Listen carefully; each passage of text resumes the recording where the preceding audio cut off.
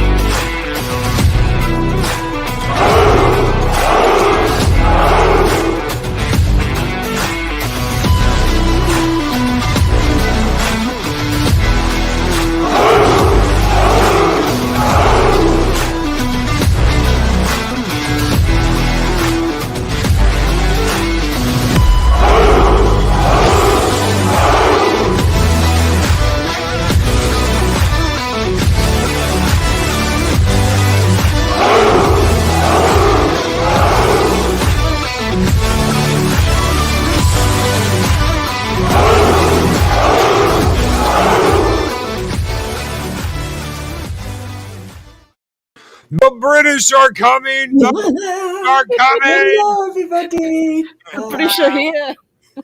The British are here. Greetings, one and all. The British have invaded. Mornings of Mischief. Wave the Union Jack eye. Good morning and greetings to one and all. Welcome to Mornings of Mischief and a big welcome to Starry-Eyed Girl and Purple Valkyrie. Good morning, ladies. Good morning. Good morning. Oh, we should have done it like Charlie's Angels then. Purple. Good morning. Morning, Loki. Holy shit. How are y'all doing? It's so good to see the two of you together again. Good morning. Oh, it's lovely. Yeah, I feel like I've got my partner in crime back. It's lovely to be here. Always special when we get Starry back with us. And when we're talking Who, holy shit, I can't remember the last time we talked Doctor Who on Mornings of Mischief, but something... Not something good. We've actually got, hopefully, something happy to talk about. Something possibly happy. Holy shit, has the BBC learned its lesson, ladies and gentlemen? I wouldn't go that far, but I think this is the BBC admitting fault without actually admitting. Because these big corporations don't like to do that. But yeah, I think this is the closest we're going to get. So is this kind of the BBC kind of waving the white flag, or is this them trying to kind of walk back a mistake that they've done? Yeah, well, I think it's them trying to save their arse, to be quite honest. Good luck with that. Yeah, so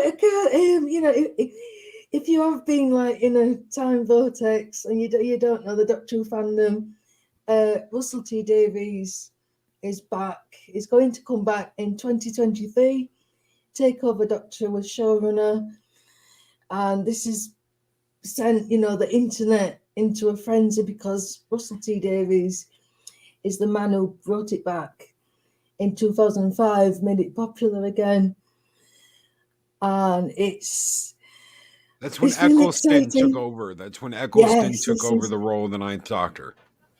Absolutely, and it is. I think it is a cause for celebration. I know there's a lot of people who are still really cynical, very wary, and they're absolutely right to feel like that because we've been burned, and arguably we've been burned more with Doctor Who than even Star Trek and Star Wars.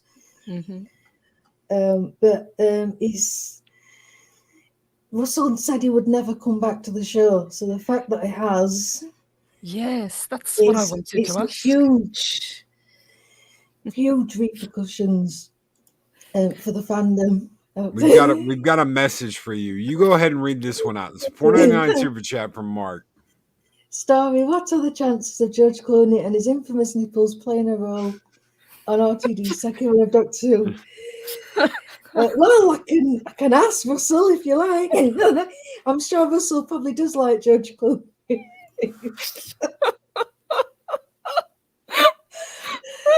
I knew it'd be Mark. As soon as you said there was a super chat, I know it's Mark. Oh dear. So, Starry, I've got to ask, did this news just come out of nowhere, or did the fans know it was coming? Because it seems to have kind of blindsided a lot of people. No, this was a complete bolt from the blue. Yeah, this has been really tightly kept under wraps.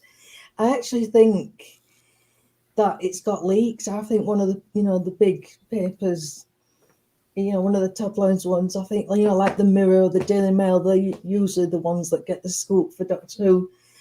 I think it was going to be leaked, and they've just released it now. Mm-hmm. Or it was done deliberately to stoke, interest in Doctor Who again, because nobody cares about Doctor Who anymore. There's a new series on the way. Nobody's talking about it. There's complete apathy, apart from like 3 people on Twitter who actually care about the new show. So you got to wonder, is it deliberate? Because when did the news break? I think it was Friday. Mm-hmm. Doctor Who was trending at number 1 on Twitter, and it hasn't done that for years. Project Storytime says as long as the BBC has those ridiculous mandates, RTD will be handcuffed. I'm not buying into it. Can you blame anybody for having this doubt that this is going to change anything? Now that Shin Balls has pretty much run it into the ground. That's his name, right? Shin Balls? It's Shin Balls. Yeah. Well, Josh, I see your point, but here's the wonderful news about how this is going to work. The BBC hasn't got full control over it anymore. So what RTD has done on signing for the showrunner, it's going to be a joint venture between BBC Studios, which is separate from the BBC. The BBC Studios, it used to be called BBC Worldwide. That's like the marketing and merchandise element of it. They're the ones who sell shows all over the world. They don't make it. And it's also a joint venture with Bad Wolf Productions, which is a smaller private company that Russell set up with Julie Gardner and Jane Tranter. And if those names are familiar, that's because Jane Tranter was the head of drama when Doctor Who returned, and Julie Gardner was the executive producer of Doctor Who, so she worked really closely. So people that actually know Who and know. So this is like the Holy Trinity who brought it back, in 2005. And obviously they're not beholden to the BBC. They're not beholden to that ridiculous diversity and inclusion thing. They can do more or less their own thing, and they've put their money into it. So this isn't even our license fee money, Purple. Nice. I was going to say, it's definitely not my license. Yeah, so it was not my. I cancelled it last year, but yeah, so it's not. So it's not being funded by the BBC, which it's their money that they've put in. So fingers crossed, there shouldn't be any wokeness in it, because obviously, go woke, go broke. If they're putting their money into it and they haven't got to adhere to these stupid rules and regulations, it's got to be a success. It's got to make money, it's got to make a profit, it's got to sell. So suddenly the future seems considerably a lot brighter than it did, even a week ago. So hypothetically, could they just completely write off the whole storyline of the Timeless Child if they wanted to? Yeah. Could they could just say that didn't happen? Because that's a major kind of bone of contention for fans. Yes, this is the one that I've seen a lot, mentioned in a lot of videos. I've been watching everyone who's done a video on this, and it's the Timeless Children retcon that's upset, most of the fan base. Would you say it's a good saying what Script Doctor here is saying? Fans of the show are back to running the show in 2023. Yeah, well, I mean, Chris Chibnall was supposedly a fan. Nah. Yeah, Russell is a long-term fan. In the hiatus when there wasn't Doctor Who on, Russell, his first kind of career was a writer, and he wrote some Doctor Who novels in the 90s. But I think he generally cares about the show. He cares about the lore. He cares about fans. And I think the fact that he's chosen to return when he said he wouldn't come back to it, I think that really shows that he has been unhappy with the direction of the show. And actually, I think this was mentioned in one of Dan's shows. There's an interview out there. I can't remember if it's with SFX magazine or a full magazine like Empire. But when interviewed, Russell had said that he didn't know what Doctor Who was about anymore. And if that's not, condemning, I don't know what is. For him to say something like that, because he's generally like the nice guy that wouldn't rock the boat. And even, the blurb where he said about taking over is still, blown smoke up Chris Chibnall's arse, because it's the professional courtesy. You've got to play the game, but I'm absolutely convinced that, he is not happy with how it's going, and he feels maybe a responsibility. Well, can you imagine, you put all this hard work and you put so much effort into bringing back this beloved franchise. The fans were happy. You had great actors playing the role. You stepped down because of whatever reason. You think that the next person that's going to take over is going to take this franchise and keep it elevated and keep the fans happy. And it just gets crushed, basically. And now he has to come back and pick up the pieces. Yeah, absolutely. I know. Thank you, Adega. It's lovely to see you too. And yeah, it's nice to have some hope again. Yes. And thank you, Adega, for the $4.99 super chat. He said, "Very good to see you again, Starry, and good to see the hope in your eyes over Doctor Who." And a $5 super chat from Tiger Dornheim, who said, "Holly Weird needs to go back to Coke. BBC needs to remember money."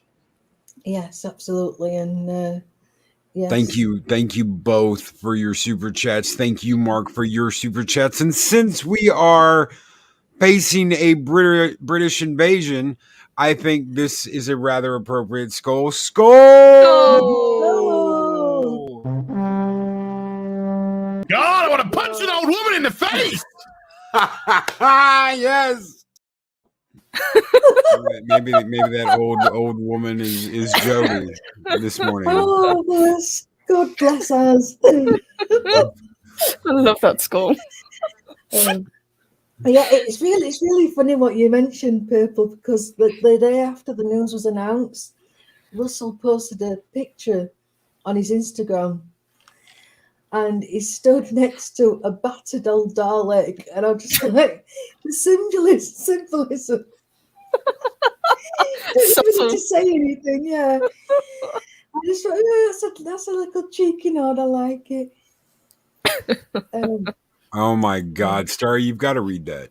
You've got to, if you can read that, please read that. New show plot. The TARDIS is Mexican Iron Man secretly as both Starry and Purple cast as new doctors, and then all season they play Doctor with Mexican Iron Man as they search for his Dalek.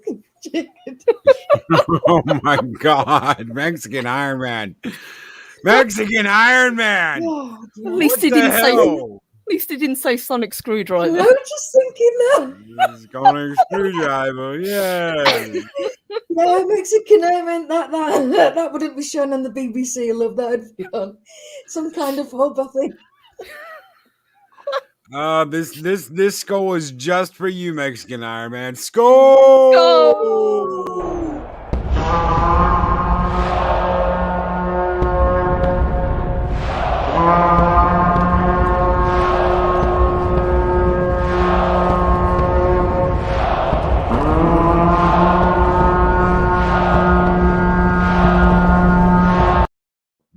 Iron Man and his Spanish sodas. I swear. Every time I see that skull, I want a Fanta. It's amazing. Wanna Fanta? Don't you wanna Fanta? Don't you wanna dun dun dun dun dun dun. Oh man! I hear in a second it's gonna. That's not Mexican Iron Man drinking Fanta soda. I can see it. He's already getting pissed, typing away at the people. Oh my god! Oh, I've lost my.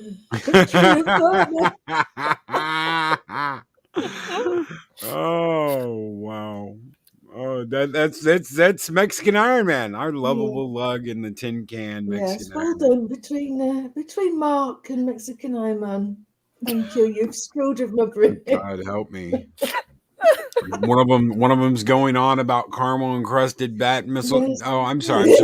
Caramel encrusted bat nipples, and the other one's talking about sonic screwdrivers. Full disclosure, that is not my body drinking that. Oh my god, that's not me. I'm sure. Oh my god.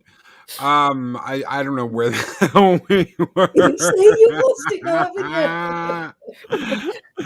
How do you follow that? How do you follow that? How do you can't like talk about chin balls. What has chin balls done? God. No, he's just flushed it down the toilet. Have we had a statement from him about Russell T coming back? Has anything been said from that? Just the general, fluff. He's really happy. He said something about it was really fitting that the guy who brought it back, he was passing the baton back to him. I'm thinking, you haven't passed the baton, the baton's in ashes. We've come full circle after I burned the fucking circle down.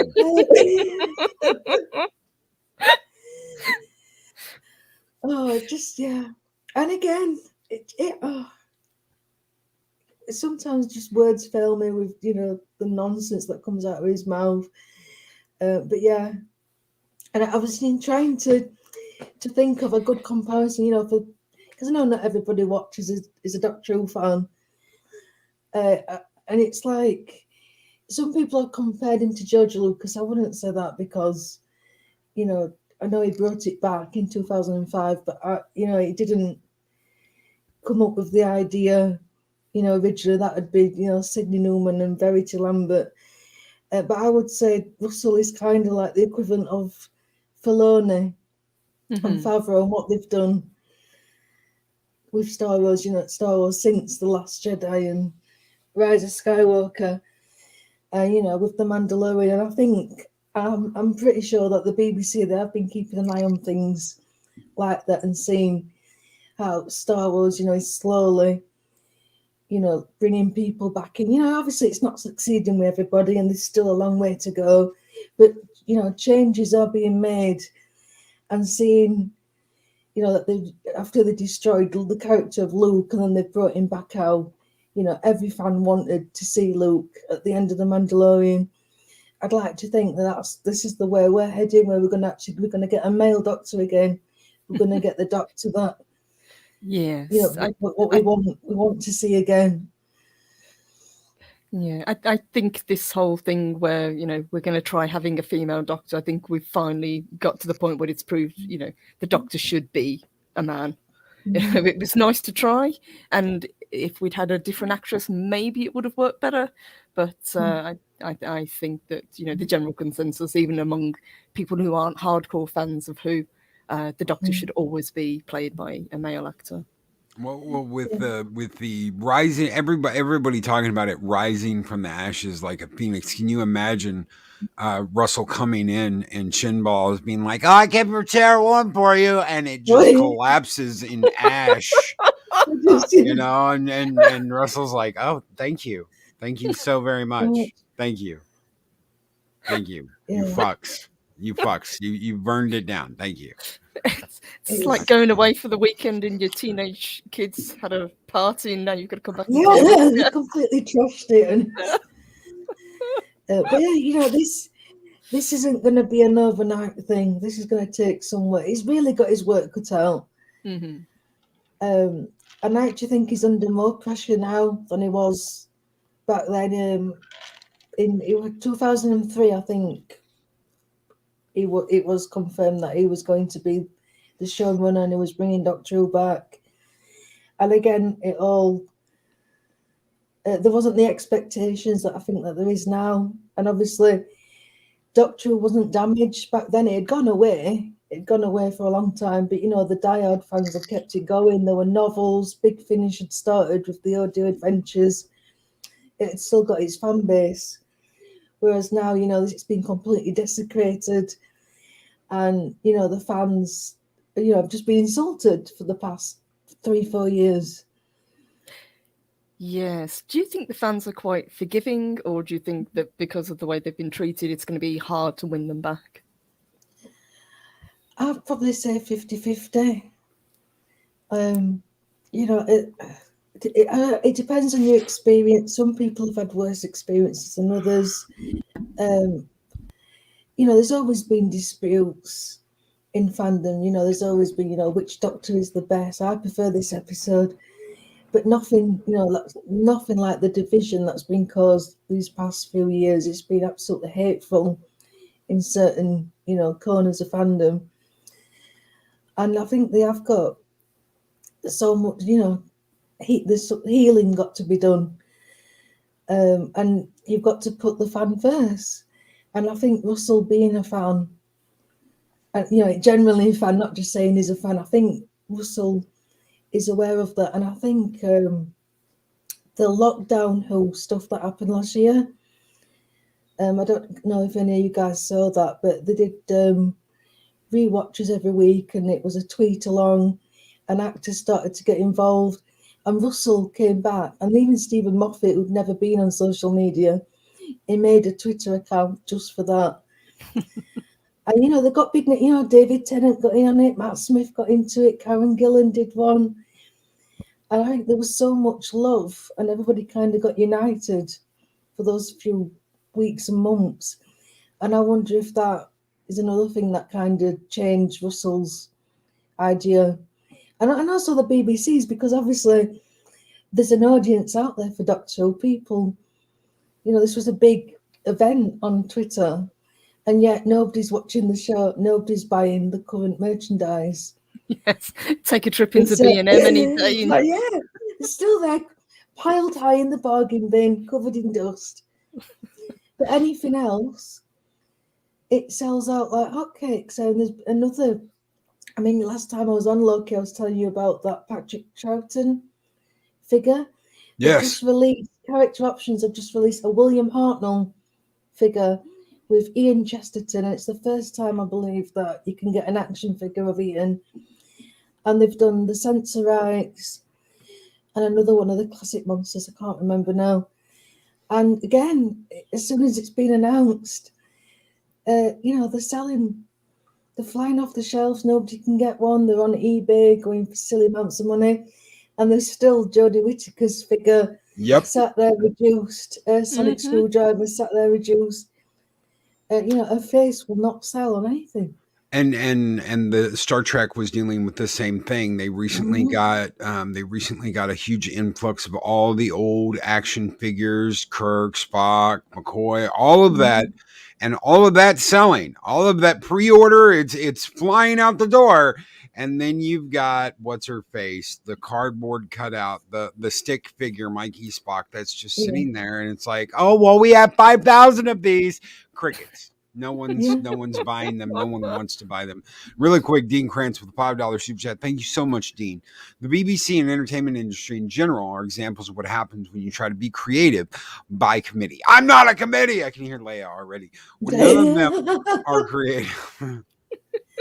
Well, yeah, this exactly, and the BBC made it doubly hard for writers in general, because you've got to include all these points. You know, you've got to include inclusion and diversity, and you've got to have something for the transgender people and every race under the sun and disabled, and plus, you know, things that might be relevant now, but, you know, in a few years' time it's going to really seriously date the show. You know, like climate change, Brexit. He put Brexit jokes in one of the New Year's special. God. It's like, if you're going to put politics into it, you know, you do it with a bit of class, you know. Yeah, you've got to Not be clever about ham-fisted. it. And because I mean that's the argument that of course always gets used, and it's been used in Star Trek as well. There's always been politics in Doctor Who. Yeah, that's true, but it was, you know, it was part of the plot. It was done in such a way, you know, you didn't realise, you know, that's what was happening. It wasn't in your face, and I'm really being really rubbish at explaining that. But you know what I mean? I'm sure there's a much more eloquent way of putting that. But yeah, it wasn't just crowbarred in there. And, you know, Russell T Davies is a lefty. And, you know, people would probably say he was woke. And he is woke. You know, he's an activist, especially, you know, for gay rights. But that never came across in Doctor Who. I mean, other things he's done. You know, he did Queer as Folk. He did Cucumber. It's a Sin. He's done recently. You know, these brilliant dramas highlighting these issues, and that's absolutely fine. But again, he didn't beat you around the head with it. It was real scenarios. It were characters that you cared about. And, you know, that's how it should be. That is good writing. But in Doctor Who, it gave you the fun. It gave you the escapism. I mean, if there was a message in there, you know, it wasn't the be-all and end-all. And that's the difference between them. You know, people are worrying, oh, well, Russell's even more woke than Chris. He might be as a person, but as a writer, he's talented enough that it will not, you know, it will not bury the story. The stories speak for themselves. I'm trying to think of an example for the chat. There's an episode called Gridlock, which was a 10th Doctor episode, and that dealt with religion, faith, and there was some pollution in there as well. But it wasn't preachy. It was a really good story. You cared about the people that were in there, and it was beautifully done. And you compare that to something like Orphan 55 or Praxis, where it was just Georgie at the end of the episode going, "Plastic is bad." And it was just Now buy my merch. Yeah. and they're absolutely worlds apart. And Russell, he's an atheist, and the episode Gridlock, it was such a beautiful tale about how important faith is.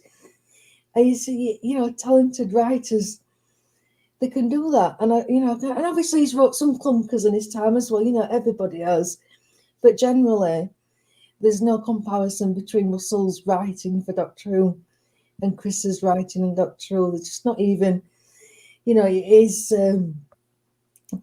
Chris Chibnall is definitely like the Ryan Johnson of Doctor Who. I can't. Oh, Alex Kurtzman, I can't. They're all, piggies in a pod. And yeah, that's the most. I think that's the most damning thing I can say about Chris Chibnall is, that's his level. Punkwaddle, really quick, $5 super chat. If people in charge of the IPs now remembered how to court the fans and act like they're at least trying, we might start to get along better. Do you think that, and thank you, Punkwaddle, do you think that an apology is necessary? I think it is necessary. I don't think we're going to get one because the BBC won't ever admit that they're wrong. Like I said at the beginning, I think what they've done, this arrangement they've come up with Russell, I think it's the closest we're going to get to this is right. We need a course correction. They'll never admit that they were wrong, and it's rubbish. It really is. But I think we just kind of have to accept it and move on. And it's hard. It's horrible being, I've been told I've had internalized misogyny for the past 4 years because I didn't want a female doctor. this ridiculous name calling and all the ists and phobes and everything. Yeah, it's going to take a lot to win people back. And I just think, yeah, get the fans involved. Another thing that Russell's very good at is really transparent with the whole process of running the show. And way back when he brought the show back, well, even before he brought it back, when he was bringing it back, he'd have regular interviews and he'd have his own column in Doctor Who magazine, and he'd give regular updates. And every time he was interviewed, he was just brimming with joy and passion, and he was just excited. And every time you see a picture of him, if you ever look at any pictures of Russell, he's always like this. He's got like the big cheesy grin, and you could tell he just loves his work. And obviously, there's night shoots and things go wrong, but he never dwells on it, and he just carries on. And I love that the openness he's got with the fans, and nothing was ever any trouble. And Chris, on the other hand, he barely had write anything. He was very tight-lipped, and I think he thought he was kind of like preserving the mystery and like creating suspense. But what he was doing is, it just made him look even more like he was in his ivory tower, and he didn't have time to talk to us plebs. And a lot of fans got turned off by that as well. So I think bringing that element back, where we've got this relationship, this like dialogue between the makers of the show and the fans, I think that's going to be a really positive step as well. It should be. It absolutely, positively, it should be. And really quickly, Go 13's Anime 101 sends in a $5 super chat and says, 2 British beauties with a mischief maker. What could possibly go wrong or right? Thank you. Go 13. Thank you. I don't think we're going that direction this morning, but thank you. Dean Grant with a $5 super chat. Best bit of writing for Doctor Who was Captain Jack being bi as a common concept from the culture of the future. Simple and made people think. Yeah, and Captain Jack remains to this day a very popular character. That's what makes me laugh when people say, oh, you don't like this new Doctor. Yeah, you must be an homophobe or a transphobe. Like, no, because Doctor Who's always embraced that. They use that. They use that as a weapon. We now know for a fact that they have weaponized. They have weaponized this. You hate trans. You hate this. You're an ist. You're an ob. They have weaponized these shameful sayings to attack people that don't like what they are trying to push. They, before, if you didn't like what the cook was cooking, you could say something. Yeah. If you could send the burger back. They don't want that now, and the way they're doing that is saying, well, you're not a customer. This is their art, darling. This is their art, and you can't question their art because see, it is up here. It is up here, and it is surrounded by trans rights and anti-male aggression and blah blah blah blah blah. And you can't do that. If you do, it's shameful, darling, shameful. You're shamed. You should be ashamed. We're going to walk you through town square with a bell. Ding, ding, shame. Ding, ding, shame. You fucking people are boring. All of you fuckers that run around and act like that, you're fucking boring. Yeah, and a lot of them, they aren't real fans. They've just become a fan because it suits their ideology. I remember Gary from Neurotic following somebody, she was a journalist, she called Lucy. And she was on their Twitter, I think it's brilliant that the Doctor's a female. Doctor has been so boring. And he followed her the entire time, and she'd never watched it. But it was all that taken away from the boys. And, I like to see these male fans cry. I love to drink their tears. But it got nothing to do with the fact she wasn't a fan. She'd never watched it before. Well, even now with the news that Russell's coming back, there are people saying that they're disappointed that the showrunner's going to be another white man. So this is it. They eat themselves alive. I mean, we've always said it on this channel. It's been said on numerous channels. Doesn't matter that he's a gay man. He's still a white, and he's still a man. Well, in one interview, I said he's a cis white man. Clearly, they don't do their research. Is it? And that's part of the problem today is if you don't have if you're not checking the right boxes, they don't want you to be involved. Mm-hmm. They do not want you to be involved. They're pushing an agenda of we have to have on the outside, ladies and gentlemen, we have to have this and this representing us. See, it's not about being gay. It's not about being trans. It's not about being anything besides what we need you to look on the outside so that we're protected in a little bubble and we can do whatever we want to. Mm-hmm. And that's what they're doing. They're using them as shields. Yeah, and one day they're going to realize we have been used. We've been used to protect this company or protect this IP or to protect this. We've been used. They don't really give a shit about us. And when they turn around and they make it about something else, then these people will learn because we've already learned that lesson. We already know. We don't care that you've been lifelong fans. We don't care that you've loved our show. We don't care that you bought our merch. We don't care that you buy our books. We don't give a shit about any of that. All we care about is this. And at the end of the day, that this is money. That is all they care about is money and having this outward appearance like, well, look at us. We hired the first black woman to be in a television show ever. No, you didn't. Oh, yes, we did. Yes. On January 4th, 2016, we hired this black woman to be in our show. No black woman had ever been in a television show before. It is, and it's, when you say it out loud, you can't help but laugh. But it's exactly what happened. And Chris did it. So I'll let you do that. We'll do this super chat first. Go 13 says the Wokosos will never be satisfied. Do not kneel. Thank you so much, Go 13's anime. And welcome back to YouTube, brother. Enough is never enough.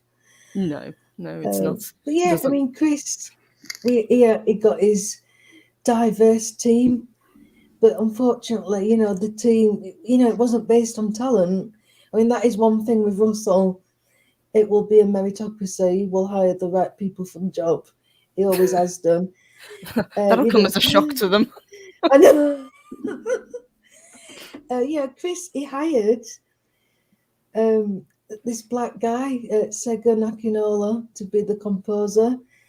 And it was absolutely diabolical. It was like just pressing piano keys together to see what. It's absolutely awful. And again, it was, you can't say that because, he's a black composer. Well, yeah, I can. It's nothing to do with what colour his skin is. He's a rubbish composer. Yeah. How talented is he? Yes. It's not, right for the, this. I think he'd done some background music for documentaries and stuff. We're probably really good for that, but something like Doctor Who. It's a difficult show. It's like about 5 different shows in one, because you've got the sci-fi element, you've got the comedy, you've got the drama.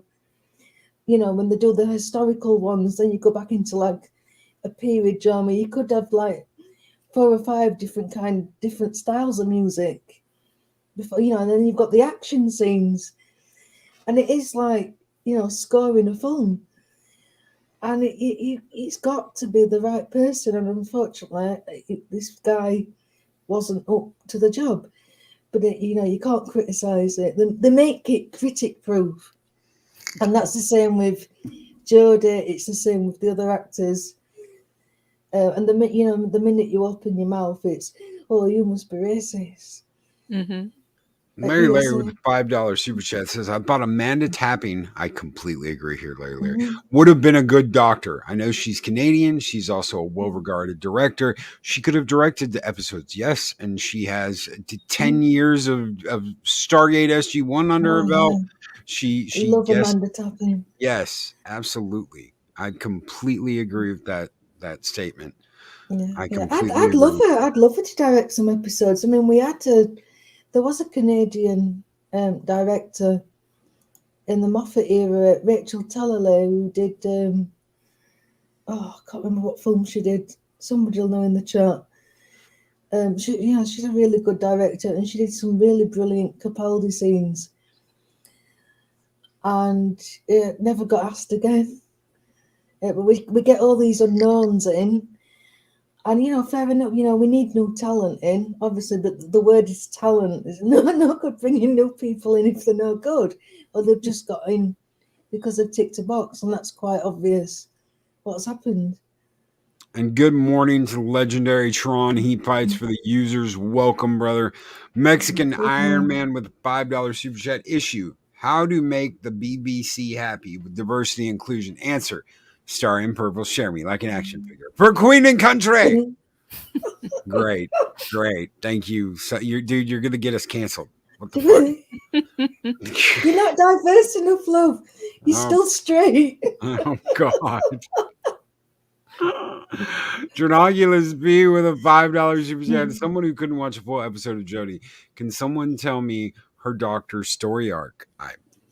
Dronoculus, she's not had one. She doesn't need one. They forgot to give her one. Yeah. She's so amazing, like Michael Burnham and Ray. She was amazing at the start, and she'll be amazing at the end. She doesn't need any help. She never makes any mistakes. She's just fantastic. Obviously, she doesn't need any development. I was going to ask, has there been any more information about her leaving? Because I know there's rumours about Billie Piper wanting to come back under the right conditions. Mm-hmm. Oh, I'd love Billie Piper to come back. No, all we know is that there's this new series which starting any week now. I think it's either end of October, November time. There's going to be 6 episodes, and it's all going to be one story. And it's written by Chris Chibnall, so God only knows what damage is going to do. And then there's a New Year's special, and then there's 2 other specials. So it's not even a full season because it's made up of specials. But she got paid the same as Peter Capaldi. Can we just have Peter Capaldi back, and it's like a Dallas dream? He just wakes up and it just didn't happen. He had one hell of a long shower in the TARDIS. Yes.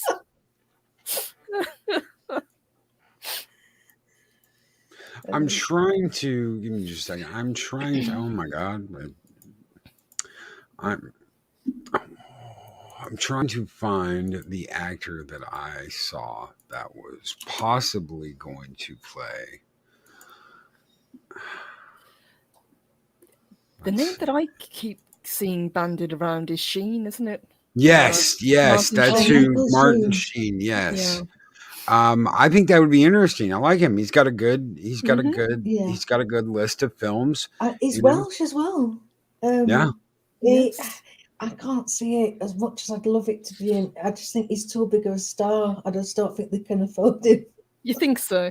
I think he'd do it because I think it's something that he could kind of take and make his own. And again, the Doctor has to be a character actor, and Martin Sheen is a character actor. Yeah. You need someone who is quirky. That's why Jodie didn't work, because there was no quirks to her.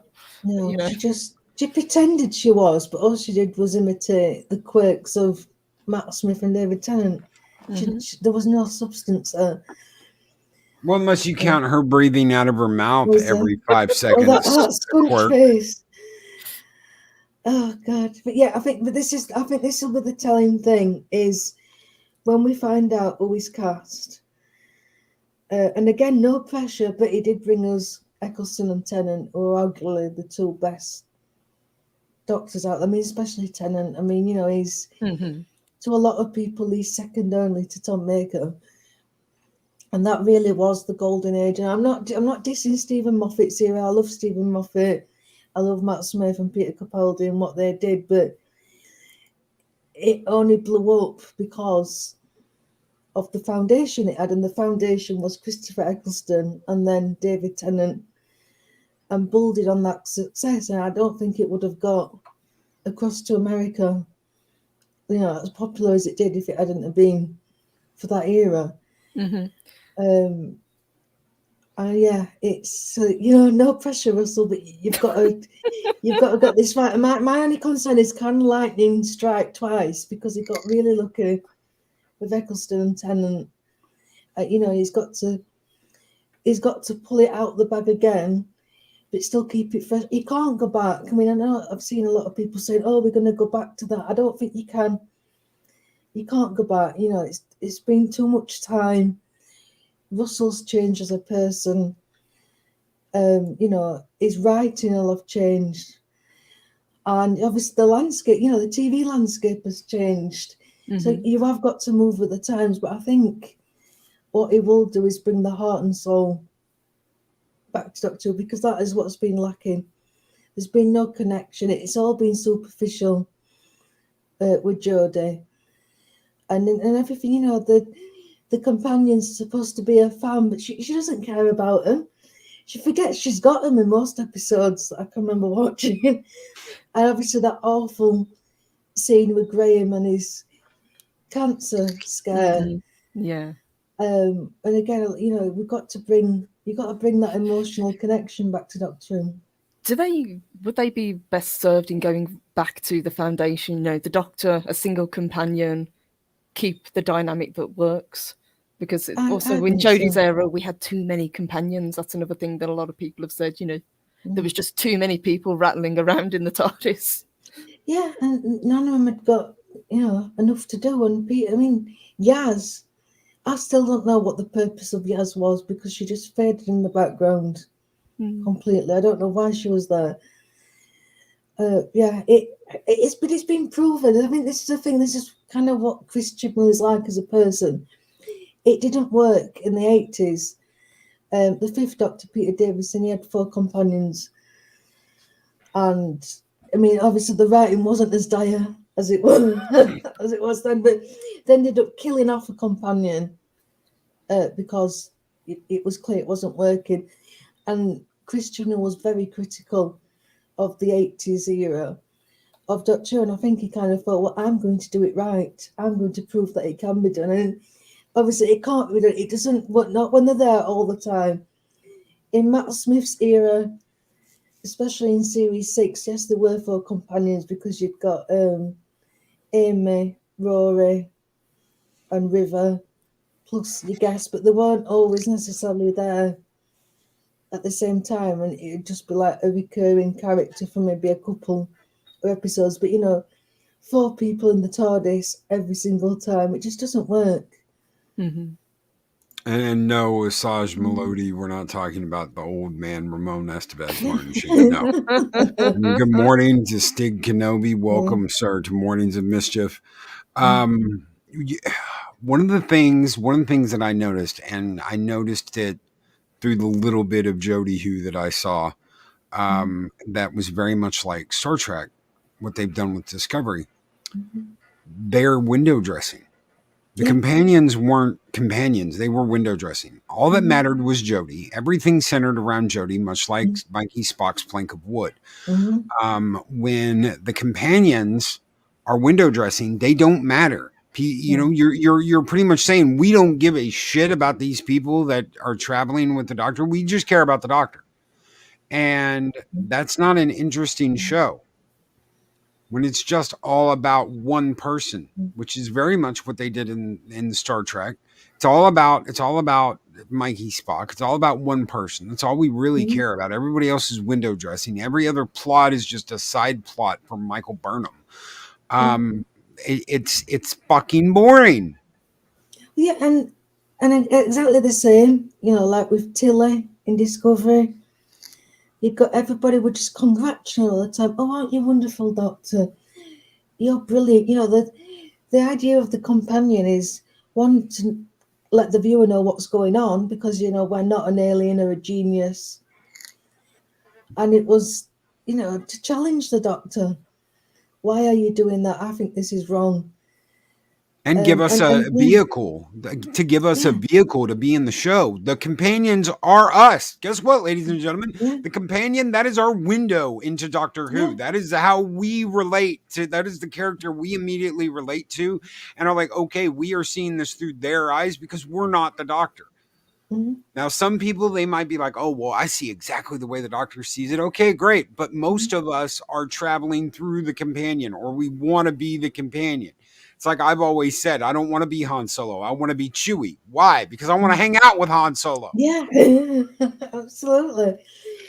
And again, the whole idea that, you know, women will only watch Doctor Who if the Doctor's a woman is complete nonsense and actually pretty insulting for female viewers. You know, we want to travel with the Doctor. Maybe some of us do want to be the Doctor, but I always preferred to be a companion. I wanted to travel around and, like you say, hang out with the Doctor. I never saw it as a gender thing. And I think most normal people feel the same. Thank you, Claude. I love my bed. Lots of people want to steal my bear, but really, it's my bear. It's my David Tennant bear. Yeah, again, like Chewie was like the anchor.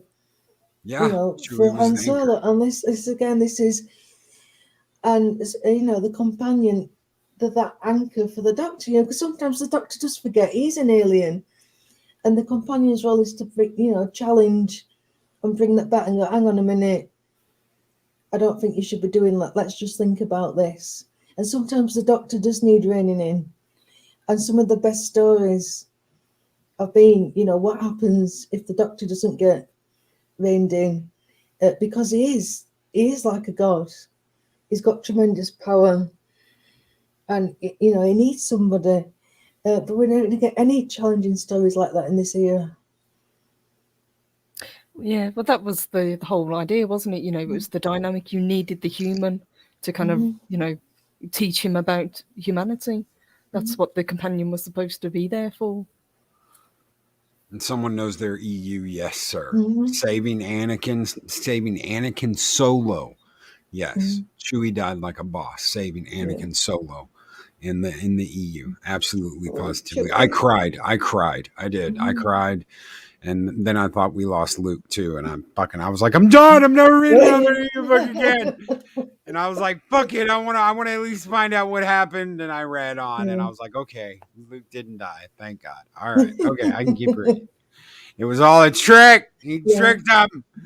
Because, well, there's this part in one of the books where Leia literally feels him wink out in the forest, and she's like, Luke's gone. And you're like, oh my God!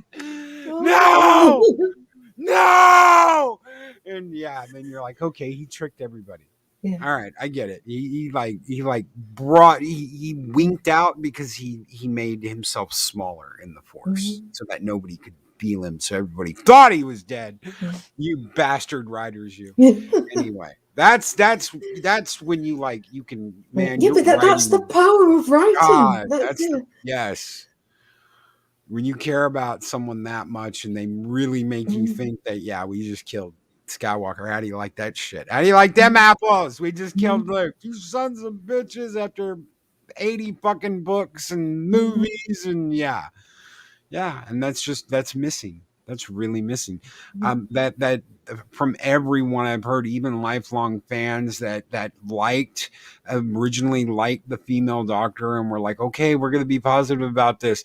That timeless child shit just completely shit on every bit of the lore and history. And I was like, wow, that's just, I mean, how do you do that? How do you do that? Well, it's completely missing the entire point of the show. I mean, the show is called Doctor Who.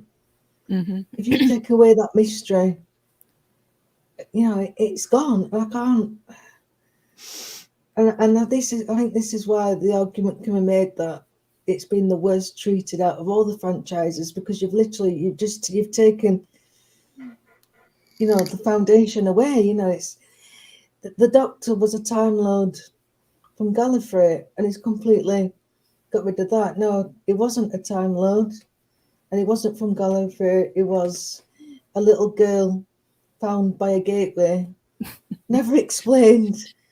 And like, if you're going to come up with an origin story, at least make it a good one.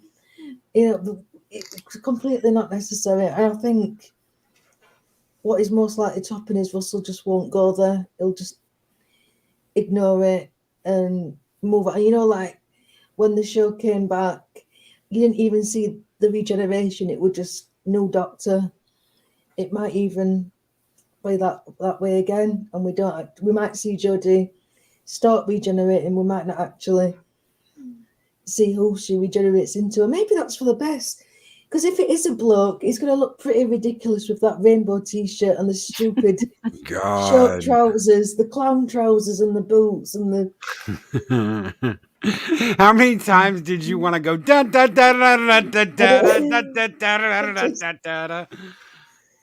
If you wanted to be taken seriously, and you know, they have advisors. You know, why didn't the costume designer say, well, actually, Jodie, can we just tone it down a bit? I mean, I think I mentioned it before, one of the early drafts of Matt Smith's costume was like a pirate thing. Matt really wanted to look like a pirate. I don't know why. I don't know, maybe it would have worked to it, but somebody was like, well, actually, Matt, maybe that might be a bit out there. Let's Turn it down look at a bit. something else. And now you can't imagine him without the bow tie and the tweed jacket. But again, it's this, well, it's Jodie and we can't.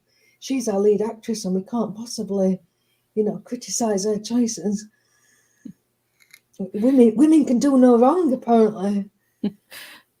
Well, you were talking about, you know, disrespecting what's happened at the moment. They also disrespected what happened in the past by taking away William Hartnell as being the first Doctor. Yes. Yes, that's another thing that is unforgivable. And again, the rumours I've heard is that both Russell and Stephen Moffat were really unhappy about, you know, what Chibnall did. And I think that might have been like, the final persuasion of actually, I can see where this is going. It's going to end in disaster. And, you know, it's not being, you know, confirmed or anything, but the word out there in the fandom is that, you know, Chris and Jodie got sacked.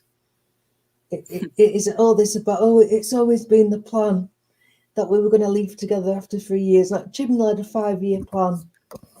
And I think the BBC saw the writing on the wall of like, this isn't going to survive, you know, to do a 5-year plan. Something needs to change now.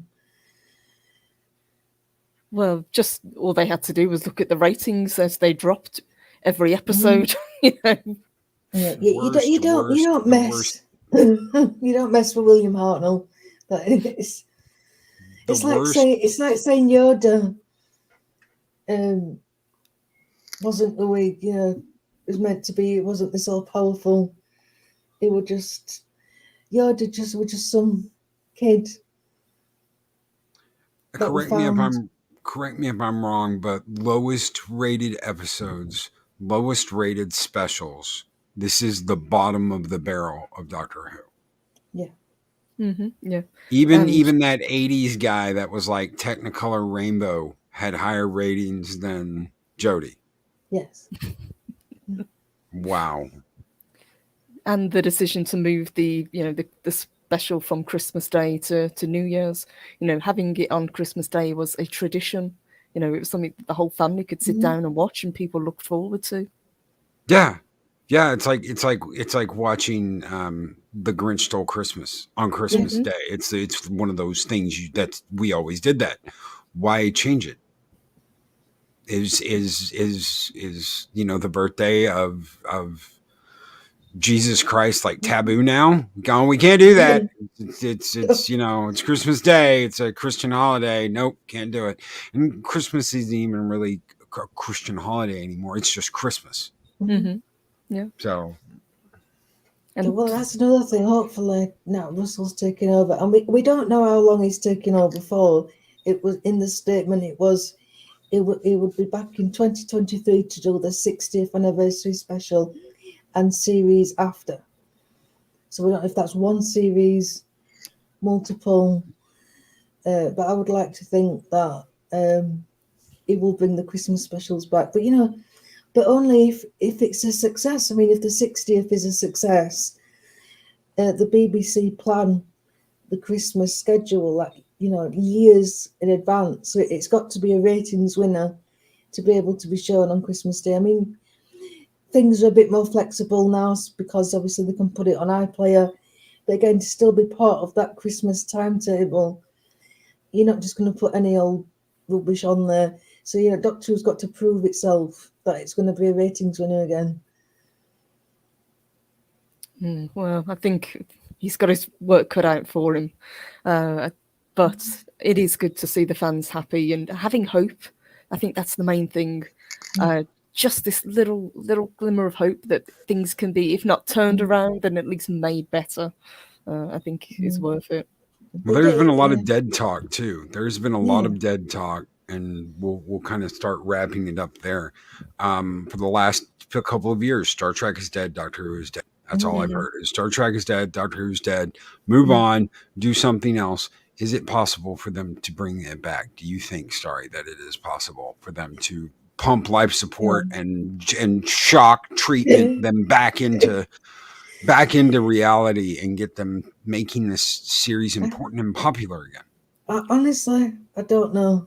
But I think if anybody has got a chance of doing it, it's Russell. It's going to be difficult, and he's got a lot to prove. And at the minute it does seem to be kind of 50-50 in the fandom. A lot of people are elated, a lot of people are still cautious about it, and I think both reactions are perfectly valid, considering what we've been put through. So, if you are feeling it, that's brilliant. If you're not feeling it, completely understand. Again, let's not have this division again of, oh, you should be happy that he's back, because that isn't the state at all. And obviously, with The Mandalorian, it was mixed. Some people loved it, other people were like, oh, it's all right, but it's not enough. I think that's where we are. I think this is going to be like the kind of Mandalorian moment, and Mandalorian went back to basics. So if they can do it, and I 100% think the BBC have had their eye on things like Star Wars. They've got their eye on Netflix. They've got their eye on Disney Plus, on Amazon, because they're trying to compete, and it won't be lost on them that Star Wars has been. There's definitely been a shift since 2017, and if Star Wars can do it, there's a good chance that Doctor Who can do it. But again, it depends on the writing, depends on the casting. He's got to get that Doctor right, and fingers crossed it'll be a male. And the Doctor will get his like Luke Skywalker moment, and that's kind of all we can hope for, really. Well, I want to thank you so much, Starry, for coming on this morning. Thank you for talking to us about Doctor Who. Well, thank you for having me. It is always a pleasure to have you on here, and you as well, Purple Valkyrie. Thank you both. The British invasion is real and live on Mornings of Mischief. Thank you both so very much for being here. Do either of you have anything coming up that you would like to promote, shout out, anything? I'll be joining the Space Above and Beyond panel tomorrow back here. So looking forward to that. I am I'm trying to think now. When Typhoid is taking a break for a little bit. I was asked if I wanted to review Series 13. I was like, no, you're all right. No, I don't want to watch it. I don't. It's unlike, people like Nerdrotic, because, they're getting the money through YouTube, can understand they're having to review it, but I'm like, no, I don't need to put myself through that. Thank you. I will be back on Script Doctors on Halloween on the 31st of October. We are doing the Matt Smith episode, Time of the Angels on Flesh and Stone. Nice. Yes, that's nice, spooky Doctor episode for Halloween. And yeah, it's been a bit, this is the only thing that's kind of happened in the Doctor Who thing. It's been pretty dead. But yeah, hopefully I'll be back. Obviously, next month we're going to be doing Ghostbusters, aren't we? Hopefully I've got a few things cooking with Purple Valkyrie. Yes, we've got a few shows planned coming up. Nice. Always wonderful to see you two together. Windology, thank you. Starry, thank you. Oh, thank Loki, you, thank you. Wen. Purple. And the wonderful Valhalla. Thank you, Windology. Thank you so very much. Thank you all for being here. Thank you all for hanging out with us this morning. Thank you so very much for the support, the super chats. Thank you guys. It keeps us rolling each and every day. You guys, when I say you guys keep the fires burning bright in Valhalla, I mean you guys keep the fires burning bright. Thank you all so very much for all the support, all the likes, all the shares, all the subscribes, the super chats, everything you guys do. You keep this channel going each and every day. That is all you guys. Big shout out to Golago 13 again. He got his channel back, guys. If you haven't checked out Golago 13, check out Golago 13's Anime 101. He talks anime. He talks great anime. We are going to leave you guys now. Me and Adega will not be rolling tonight. That'll be next week. We're going to roll next week. So we're taking a break tonight. Everyone have a wonderful day. Be excellent to each other and always speak friend to enter. Later, everybody. Bye. Bye. These videos are tremendous.